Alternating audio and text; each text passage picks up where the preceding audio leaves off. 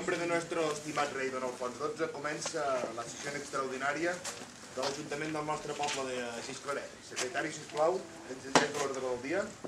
Señor alcalde, regidores, hay 3 puntos que se deben tratar hoy. El primero de ellos se debe a la deuda pendiente con este municipio por parte del Ayuntamiento de Bagà, en razón de los alimentos suministrados a las tropas del regimiento de Saboya que se fortificaron en Bagà durante la última carlinada. Això mateix, aviam si aconseguiu que ens paguin d'una vegada. L'alcalde ens va assegurar que recuperaríem els diners que vam haver de posar per pagar el gra que volien els militars. Ara, Miquel, ens fotràs el favor de demanar la paraula abans de parlar? Sí, però d'això ja fa 7 anys i encara no hem vist ni un duro. Va. Pel que es veu al país de Broquer i Cerdanyola, que estaven en el mateix cas, tampoc no han rebut res. El cert és que deveu recordar que com que no podien subministrar el blat i blat de moro que ens demanaven els militars, el vam haver de comprar en aquell negociant que després va portar el nostre ajuntament a judici. Tot plegat, vam haver de fer un impost especial entre els veïns per pagar el negociant, ho recordem prou bé. Clar, vam pagar nosaltres. El governador civil ja va donar ordres a l'Ajuntament de Bagà perquè ens paguessin, però aquests es fan l'orm i de moment no hem vist res de les 950 pessetes que ens deuen. Senyor alcalde, voleu dir que aquests negocis que vosaltres feu per Bagà no té res a veure amb que facin el longui? Moltes vegades t'hem vist a la taverna amb el caporal del sometent d'allà, amb Barral. I amb els sobirats, aquell que li diuen l'Aren Bardillo, ves quina bona peça està fet. Aquests tenen molt de pes a l'Ajuntament de Bagà. David, tu no tens les mans gaire netes, ja t'ho dic jo. A veure, que m'esteu acusant de no defensar els interessos del poble?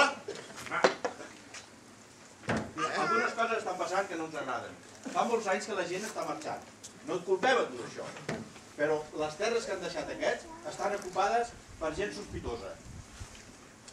A veure, si continuem per aquest camí us cardo tu i a tu fora de la sala, Alcalde, debemos decidir el nombramiento de un representante del municipio para que lleve la reclamación a las autoridades competentes. Ben cert. Jo proposo que triem a don Alberto Faura. El mes vinent es presentarà a les eleccions com a diputat provincial. Té bones relacions dins la Diputació. I que segons se senti per Bagà s'emporta un bon tall dels diners destinats a les obres públiques del país.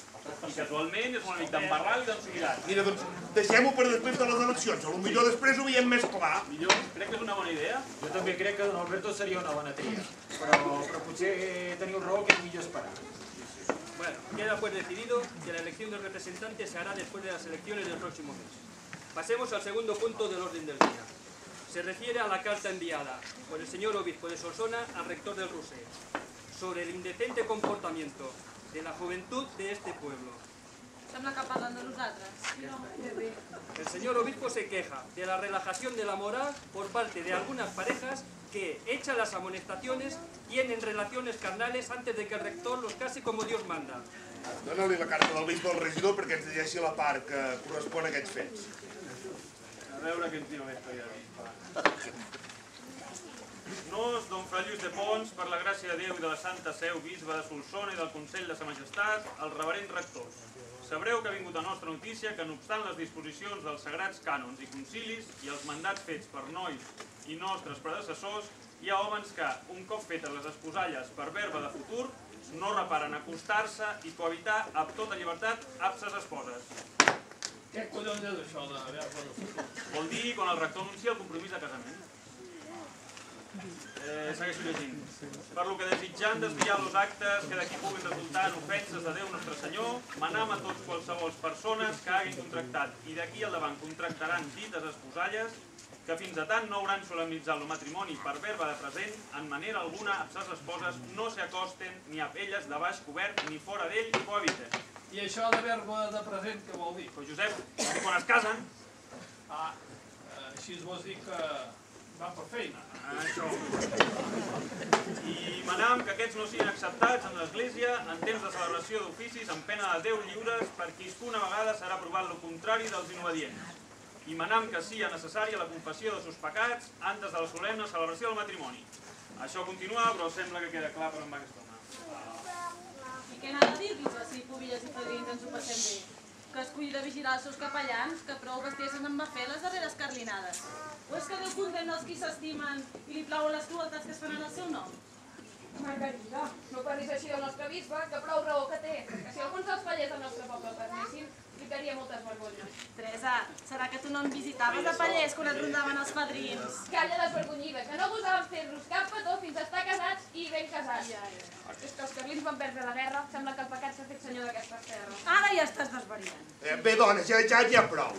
A veure, el que ens preocupa de la carta del bisbe és que no s'embruti el nom del nostre poble. Aquestes indecències hauran d'acabar. Mira, el rector ja ho renyaran en el seu sermó, però com a alcalde crec que hauré de treure un banc que us avisi de les sancions que hi haurà si continueu per aquest camí. No pensaràs posar-nos cap pena per això. Home, i tant que sí. Mira, ja vaig treure l'any prohibint els jocs amb apostes, les reunions de 2 persones a partir de les 9 de la nit i les blasfèmies. Però en aquest cas d'immoralitat, abans de dictar res, li demanaré al senyor rector a veure què en pensa. Bien, hay un último punto del orden del día. Se refiere a las próximas elecciones. Hay que aprobar la lista de electores y elegibles. Electores solo pueden ser los vecinos de más de 25 años y que paguen una contribución de más de 4 pesetas al año.